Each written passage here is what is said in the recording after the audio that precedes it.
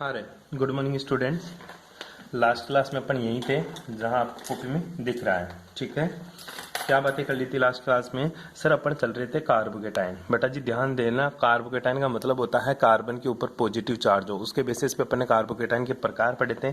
1 degree carbocation, 2 degree carbocation, 3 degree carbocation.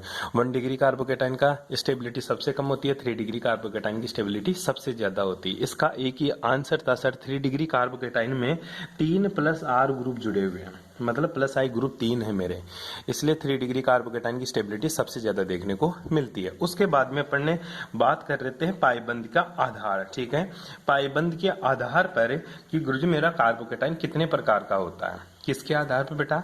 पाइबंद के आधार पर। अब पहली बात तो तेरे को ये पता होनी चाहिए सर ये पाइबंद होता है क्या एक्चुअल में।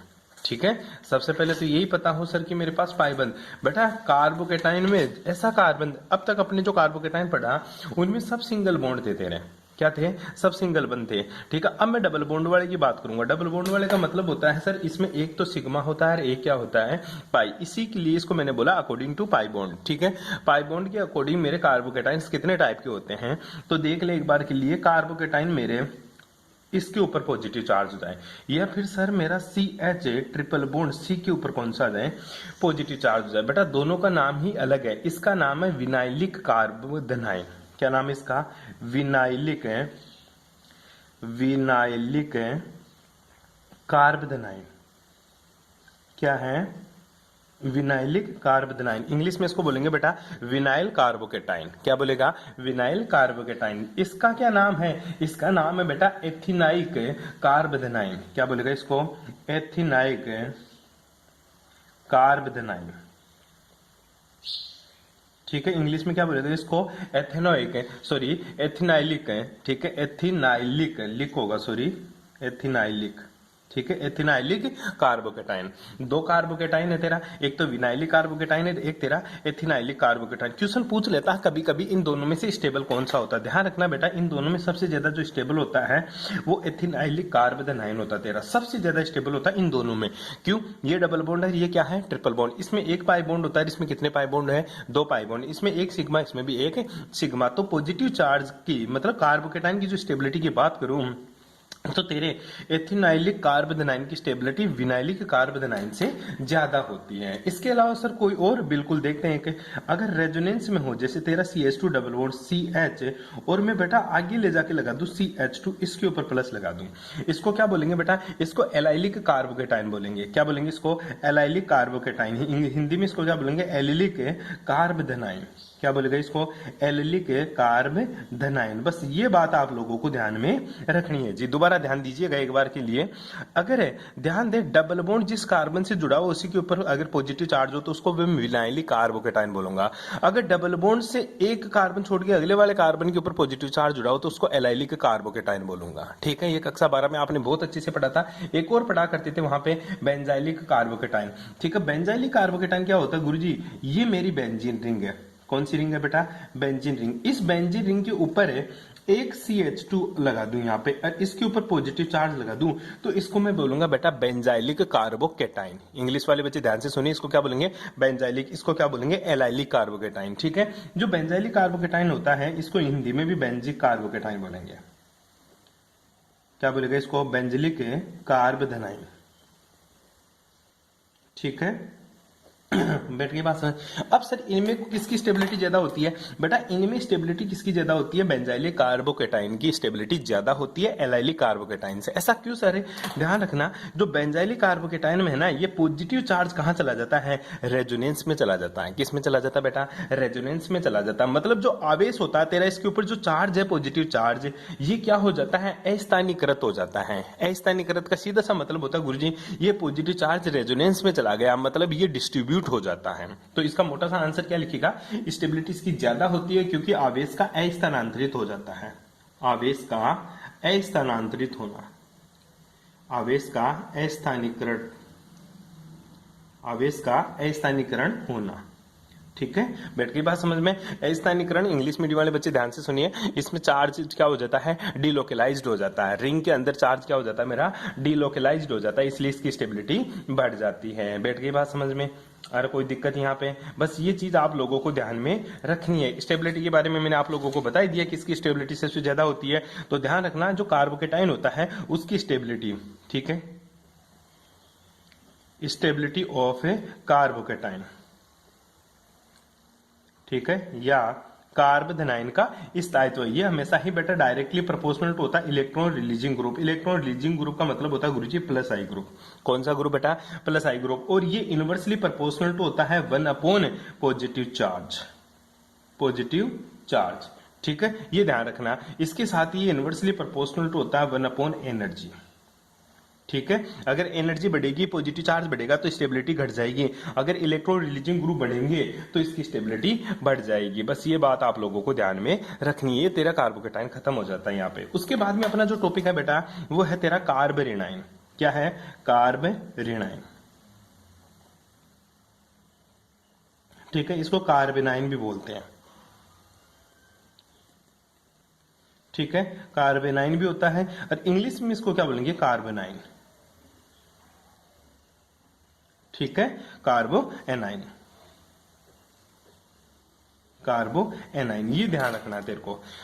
होता क्या है कार्बोएनाइन, पहली बात तो ये समझ, ये भी तेरा है ना कार्बोएनाइन एक तरह से तेरा हेटेरोलाइटिक क्लीवेज की वजह से उत्पन्न होता है। हेटेरोलाइटिक क्लीवेज का मतलब होता है सर ये जो कार्बोएनाइन है या कार्बोरेनाइन है ये भी विषमांगी विदलन के कारण उत्पन्न होता है। कौन से विदलन के कारण बेटा, विषमांगी विदलन, विषमांगी विदलन, ठीक है, इंग्लिश में इसको बोलते हैं हेटेरोलाइटिक क्लीवेज। तो हेटेरोलाइटिक क्लीवेज के कारण तेरा किसका निर्माण होता है, कार्बन के ऊपर, किसके ऊपर बेटा, कार्बन के ऊपर ऋणात्मक चार्ज मतलब नेगेटिव चार्ज का फॉर्मेशन होता है। और जो नेगेटिव चार्ज युक्त कार्बन होता है ना, यही तेरा क्या कहलाता है, कार्बोरेनाइन या कार्बोएनाइन कहलाता है। क्या कहलाएगा बेटा, कार्बोनाइन। एक कार्बोकेटाइन एक कार्बोनाइन होता है तो ये तेरा कार्बोनाइन कहलाता है। बैठ गई बात समझ में, छोटी सी बात होती है। दूसरी चीज याद रखना, कार्बोएनाइन एक अत्यधिक क्रियाशील अस्थायी मध्यवर्ती होता है। क्या होता है ये, अत्यधिक क्रियाशील, अत्यधिक क्रियाशील, हाईली रिएक्टिव होता है, हाईली रिएक्टिव, क्रियाशील, अत्यधिक क्रियाशील मतलब नेगेटिव चार्ज है तो इसकी रिएक्टिविटी बढ़ जाएगी। क्यों, क्योंकि इसके पास एक इलेक्ट्रॉन एक्स्ट्रा है सर जो किसी के भी साथ रिएक्शन करने के लिए तैयार रहता है। तो किसी के साथ रिएक्शन करने के लिए तैयार है मतलब वो रिएक्टिव है, मतलब वो क्या है, रिएक्टिव है। अगर रिएक्टिव है तो वो अपनी जिंदगी में क्या है, अस्थायी है। ध्यान रखा, अपने आसपास भी अपन देखते हैं जो ज्यादातर रिएक्टिव होते हैं मतलब किसी के भी साथ रिएक्शन करने के लिए तैयार रहते हैं वो हमेशा अपनी लाइफ में अनस्टेबिलिटी की तरफ ही मूव करते हैं, ठीक है। तो ध्यान रखना, नेगेटिव चार्ज युक्त जो भी मेरा इंटरमीडिएट होगा मध्यवर्ती वो ज्यादातर रिएक्टिव होता है सर, और वो क्या होता है, अनस्टेबल होता है। अब इसकी स्ट्रक्चर की बात करते हैं कार्बोनाइन की, कि सर कार्बोनाइन की जो सरलतम कंपाउंड होता है, पहली चीज तो वो देख ले, सरलतम कार्बोरेनाइन, सरलतम कार्बोरेनाइन कौन सा है सर, CH3 के ऊपर माइनस। सरलतम कार्बोकेटाइन कौन सा था बेटा, CH3 के ऊपर प्लस। इसकी स्ट्रक्चर की बात करें तो कार्बन होता है बेटा इसके ऊपर है, ठीक है, एक हाइड्रोजन इस तरह से जुड़ा रहता है, दूसरा हाइड्रोजन इस तरह से, तीसरा हाइड्रोजन इस तरह से, नेगेटिव चार्ज है। और कार्बन की अगर बात करें तो कार्बन का electronic configuration 1s2 2s2 2p क्या होता है, 2 होता है। अगर सर इसको एक्साइटेड स्टेट में लेके जाऊं तो ये मेरा वैलेंस शेल है और इसमें इलेक्ट्रॉन की बात करूं तो गुरुजी 2 इलेक्ट्रॉन तो इसमें होते हैं। बैठ गई बात समझ में, 2 इलेक्ट्रॉन तो इसके अंदर देखने को मिलेंगे और 2 इलेक्ट्रॉन पी के अंदर है, 2 इलेक्ट्रॉन तो इसके अंदर है और 2 इलेक्ट्रॉन किसमें है, पी के अंदर है, ठीक है। ये ले सर पी के अंदर भी 2 इलेक्ट्रॉन, और पी के अंदर सेल कितने हैं बेटा, पी के अंदर गुरुजी सेल है 3, कितने हैं सेल। अब बात आती है सर C माइनस की बात कर रहा तो वो C माइनस 2 इलेक्ट्रॉन इसमें डाल दिए, 2 इलेक्ट्रॉन 1s2 2s2 2p2। बैठ गई बात समझ में, यहां तक तो किसी को कोई प्रॉब्लम नहीं होगी ना। कार्बन का, कार्बन के भाइतम कक्षक में कितने इलेक्ट्रॉन, 4 होते हैं सर। कार्बन के भाइतम कक्षक में कितने इलेक्ट्रॉन बेटा, 4। अब सर C माइनस की बात कर रहा तो C माइनस की बात करूं तो 2 तो S के अंदर है सर और 3 क्या है, P के अंदर आ जाएगा। एक नेगेटिव का मतलब एक गुरुजी इलेक्ट्रॉन यहाँ आ गया। अब सर मैं इसको एक्साइटेड स्टेट में लेके जाऊं, कोई जरूरत ही नहीं है एक्साइटेड स्टेट में लेके जाने की, क्या नहीं है गुरुजी, जरूरत ही नहीं है इसको एक्साइटेड स्टेट में लेके जाने की। ऐसा क्यों सर, ऐसा इसलिए बेटा क्योंकि इसका फिल हो चुके हैं ऑर्बिटल, मतलब इसमें अनपेड इलेक्ट्रॉन है ही नहीं। अगर सर मैं इसको एक्साइटेड स्टेट में लेके जाऊंगा तो ये इधर जाकर पेयरिंग हो जाएगा। अब इसे जोड़ने 3 हाइड्रोजन, तो 3 हाइड्रोजन लेके आता हूं मैं। तो गुरुजी पहला हाइड्रोजन ये रहा, दूसरा हाइड्रोजन ये रहा और तीसरा हाइड्रोजन ये रहा। एक एक इलेक्ट्रॉन दिया और जुड़ गए। ठीक है, तो क्या हुआ सर, 3 तो हाइड्रोजन जुड़ गए और एक क्या हो गया सर, लोन पेयर हो गया। तो बेटा देख ले, 3 तो मैंने हाइड्रोजन जोड़ दिया और इसके ऊपर क्या लगा दिया, एक गुरुजी लोन पेयर लगा दिया। बैठ की बात समझ में। कार्बन का जो हाइब्रिडाइजेशन है यहाँ से, वो कौन सा हाइब्रिडाइजेशन देखने को मिलता है तेरे को, sp3 हाइब्रिडाइजेशन देखने को मिलती है, जिसकी जो ज्योमेट्री है वो ज्योमेट्री गुरुजी टेट्राहेड्रल है। लेकिन मेरे को पता चलता है कि मेरे को पता चलता है कि इसकी जो स्ट्रक्चर है वो कैसी है बेटा, त्रिकोणीय पिरामिड। क्या है, ट्राइंगल पिरामिड शेप। ठीक है, त्रिकोणीय पिरामिड, ये त्रिकोणीय पिरामिड कौन सी शेप है बेटा इसकी, त्रिकोणीय पिरामिड। इसको क्या बोल सकता है तू, ट्राइंगल पिरामिड। क्या बोल सकता है इसको, ट्राइंगल पिरामिड। इसकी स्ट्रक्चर देखने को मिलती है। बैठ गई बात समझ में। ये तेरा कार्बोरेनाइन था। अब कार्बोरेनाइन के प्रकार की बात करें तो कार्बोरेनाइन के टाइप ऑफ कार्बोनाइन, ठीक है, टाइप ऑफ कार्बोनाइन, हिंदी में क्या बोलेंगे इसके, कार्बोरेनाइन के प्रकार। ठीक है, कौन कौन से सर इसके टाइप होते हैं कार्बोरेनाइन के, वो मेरे को देखना है। ठीक है, कार्बोरेनाइन के कौन कौन से टाइप होते हैं वो देखना है सर। तो कार्बोरेनाइन के प्रकार की बात करूं तो बेटा सबसे पहले उसी की तरह बात करेंगे, किसके आधार पर, कार्बन के आधार पर या फिर एल्केन के आधार पर। जैसे कार्बोरेनाइन की बात करें था वैसे ही यहां पे, तो किसके आधार पर, कार्बन के आधार पर। किसके आधार पर बेटा, कार्बन के आधार पर, टाइप अकॉर्डिंग टू कार्बन। ठीक है, अकॉर्डिंग टू कार्बन की बात करूं तो CH3 CH2 के ऊपर क्या दे दिया, माइनस। दूसरा मैं बात करूं CH3 CH और CH3 के ऊपर क्या दे दिया, माइनस। इसी प्रकार सर CH3 C, इधर भी मैंने CH3 लगा दिया और यहाँ पे क्या लगा दिया, CH3, इसके ऊपर क्या लगा दिया, माइनस। तो पता चला ये नेगेटिव चार्ज एक कार्बन से जुड़ा हुआ है, तो ये 1 डिग्री कार्बोरेनाइन है, 1 डिग्री कार्बोरेनाइन। ठीक है, पता चल गया है जी। ठीक है, 1 डिग्री कार्बोनाइन है। ये कौन सा है तेरा, 2 डिग्री है, और ये कौन सा है तेरा, 3 डिग्री। वैसे ही जैसे तेरा कार्बोकेटाइन हुआ करता था, यहाँ पे पॉजिटिव होता था 1 डिग्री कार्बोकेटाइन बोल दिया करते थे अपन। ठीक है, वहां पर जो स्टेबिलिटी का ऑर्डर था, वहां कार्बोकेटाइन के अंदर वहां पे 3 डिग्री का सबसे ज्यादा, फिर 2 डिग्री का, फिर 1 डिग्री का। यहाँ पे जो स्टेबिलिटी का ऑर्डर होगा बेटा, ठीक है, यहां पे जो स्टेबिलिटी का ऑर्डर होगा वो तेरा 1 डिग्री कार्बोनाइन की स्टेबिलिटी सबसे ज्यादा, फिर 2 डिग्री कार्बोनाइन की स्टेबिलिटी, और फिर किसकी होगी तेरी, 3 डिग्री कार्बोनाइन की। क्यों, क्योंकि गुरुजी ये है मेरा electron releasing group. Electron releasing group मतलब इलेक्ट्रॉन डोनेटिंग स्पीसीज है। अब ये इलेक्ट्रॉन डोनेट करेंगे तो इस कार्बन के ऊपर नेगेटिव चार्ज को बढ़ा देंगे। क्या बढ़ा देंगे, नेगेटिव चार्ज को बढ़ाएंगे। यहां पे 3 ग्रुप है जो कार्बन के इसके ऊपर नेगेटिव चार्ज को बढ़ाएंगे। ठीक है, और जितना ज्यादा नेगेटिव चार्ज होगा, अभी थोड़ी देर पहले पढ़ा था, उसकी रिएक्टिविटी सबसे ज्यादा होती है, अनस्टेबिलिटी सबसे कम होती है। ठीक है, अनस्टेबिलिटी भी सबसे ज्यादा होगी। तो ध्यान दे, इसके ऊपर तो नेगेटिव चार्ज को सिर्फ एक CH3 बढ़ाएगा। ये क्या करता है, इलेक्ट्रॉन रिलीजिंग ग्रुप है, इलेक्ट्रॉन रिलीजिंग ग्रुप। अगर इलेक्ट्रॉन रिलीजिंग ग्रुप है तो इलेक्ट्रॉन बढ़ाएंगे। सर यहाँ पे एक जना बढ़ा रहा है, यहाँ पे 2 जने बढ़ाएंगे नेगेटिव को, और यहाँ पे 3 जने नेगेटिव चार्ज को बढ़ाएंगे, तो इसकी स्टेबिलिटी सबसे कम हो जाएगी।